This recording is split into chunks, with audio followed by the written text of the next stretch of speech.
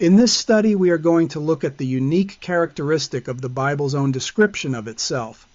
We read in Proverbs chapter 1, verses 5 and 6. A wise man will hear and will increase learning, and a man of understanding shall attain unto wise counsels. To understand a proverb and the interpretation, the words of the wise and their dark sayings. If you don't know any Hebrew besides maybe shalom, I'm going to explain the Hebrew word pronounced mashal. It's the word from which English Bible translations will often translate as proverb, but it's also the same Hebrew word often translated as parable. It's really unfortunate that English Bibles use both proverb and parable for the same Hebrew word. The two words are identical in meaning. The point is, the book of Proverbs are parables. Too many Christians and Bible teachers either do not take this into consideration or are just not aware of it because the translations fail to communicate this truth. The consequences, however, of not knowing the Proverbs are parables are that they are read and taught as practical guidance and instructions for living a holy Christian life. This is not the purpose of a parable. Now, you may have heard the definition of a parable being an earthly story with a heavenly meaning, and that's certainly true. The part that is often misunderstood, however, is that parables are used to make heavenly truths easier to understand. That's a mistake. More on that later. Let's go ahead and take a look at this for ourselves. We select Proverbs chapter 1, verse 6. Now over to the right, we have what is called an interlinear. It shows the English translation, the Hebrew lexical form, which tells us how to find it in a dictionary or a lexicon, and then a number that we associate with the word that allows us to easily find this word all throughout the Bible. In this case, the Hebrew, which is strictly found in the Old Testament, and these numbers can be found in what we call a Strong's Concordance. Now, I am explaining all of this to you so that you become self-sufficient in studying the Bible for yourself. This makes you and I confident in what the Bible truly teaches with less reliance on a man. So I'll click the number for the word proverb and we'll see the number of times that it is used, a brief definition, and the English translation or translations for this Hebrew word. Out of the 38 times that mashal is used, half the time it is translated proverb, and the other half it is translated parable, and a few outliers.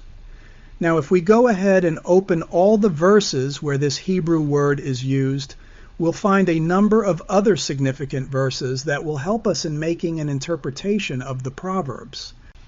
All these verses up top here in the book of Numbers, for example, were spoken by Balaam, the false prophet, who was hired by the king of Moab to curse Israel in the wilderness. And he goes on to use heavy typology and symbolism, even as those we would expect to see in parables. Then in 1 Kings chapter 4, we read of King Solomon. And he spake 3,000 proverbs, and his songs were 1,005. And he spake of trees, from the cedar tree that is in Lebanon, even unto the hyssop that springeth out of the wall. He spake also of beasts, and of fowl, and of creeping things, and of fishes. And there came of all people to hear the wisdom of Solomon from all kings of the earth, which had heard of his wisdom. Solomon spake thousands of parables. Based on our definition of a parable, he would have been using these earthly types of trees and living creatures, such as the birds and beasts, just as Jesus did to speak of heavenly spiritual things. Okay, back to our list. Scroll down some. The book of Job. Some of the most heavily symbolic language used throughout the Bible. In chapter 27, verse 1, we read, Moreover, Job continued his parable and said, He continued his parable. It never says when he started his parable. I think it's fair game to say here that Job has been speaking in parables all along. The point that we're making here is that sometimes we have this notion that only Jesus spoke in parables, and here we're observing how contrary that line of thinking is. In Isaiah 14 verse 4, "Thou shalt take up this proverb or parable against the king of Babylon," etc. Now this parable goes all the way down to verse 11. The explanation or the interpretation of the parable of the king of Babylon then begins in verse 12 to speak of Lucifer. In other words, the king of Babylon is the earthly type, and Lucifer is the spiritual reality, the heavenly meaning. Moving on to Ezekiel 17, verse 2, "Son of man, put forth a riddle, and speak a parable unto the house of Israel." We're going to see what riddle means later because it carries the same idea as a parable.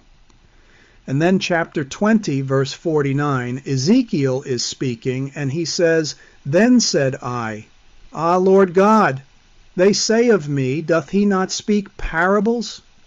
The people could not relate to Ezekiel because he was speaking in types, figures, and riddles. Jesus did the exact same thing so that those who were not given ears to hear would not hear. They didn't understand Jesus, nor did they understand Ezekiel. God was responsible for hiding the meaning from them. And then Ezekiel 24, verse 3, "And utter a parable unto the rebellious house, and say unto them, Thus saith the Lord God, Set on a pot, set it on, and also pour water into it." Now Ezekiel was giving an object lesson here, but it has deeper spiritual meaning. There's going to be truth hidden in this object lesson for the people. Now what do we do with a verse like Habakkuk chapter 2 verse 6? "Shall not all these take up a parable against him, and a taunting proverb against him, and say, Woe to him that increaseth that which is not his? How long? And to him that ladeth himself with thick clay." Here we have both words, parable and proverb. Are they both the same Hebrew word, mashal? Well, actually they're not. One of these words is mashal, and the other is a completely different Hebrew word that means riddle, the same word that we saw in Ezekiel 17, verse 2. So let's take a look. The word parable is the Hebrew word mashal that we've been looking at so far, but the word proverb is another word altogether, pronounced kidah. And this word is often translated as riddle. Are there riddles in the Bible? Absolutely. They're also called dark sayings. We're going to take a closer look at this in our next study.